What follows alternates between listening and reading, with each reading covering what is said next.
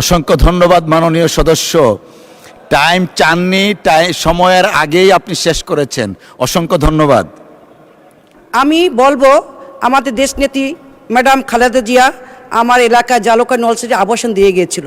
সে আবাসনে তো উন্নয়ন নাই, জরাজীর্ণ অবস্থায় এখন পড়ে আছে। মাননীয় স্পিকার, আপনার মাধ্যমে আমি আমাদের প্রধানমন্ত্রীকে বলবো, এই যে আবাসনগুলি সুন্দরভাবে যদি না করা হয় তাইলে ওই এলাকার বসবাসের অনুপযোগী।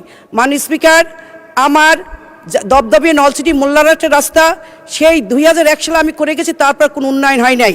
এবং গাবা একসারাপাড়ের রাস্তা তাও অনুন্নত এলাকা, এবং ভাসুন্ডা ব্রিজ যে জরাজীর্ণ অবস্থা। মাননীয় স্পিকার, আমার দেখলে মায় হয়।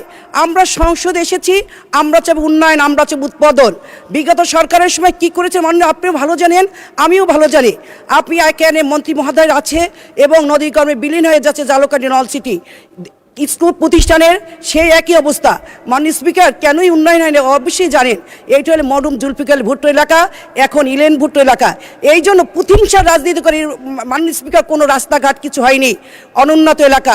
মাননীয় স্পিকার, আপনার মাধ্যমে আমাদের প্রধানমন্ত্রী, আমাকে সংসদ নেতা জনাব তারেক রহমানের আমি সুদৃষ্টি কামনা করছি, এবং আমাদের এই মন্ত্রী মহোদয়ের আমি দৃষ্টি আকর্ষণ করে আমার এই এলাকার উন্নয়ন করা হোক। মাননীয় স্পিকার, আপনি ধন্যবাদ।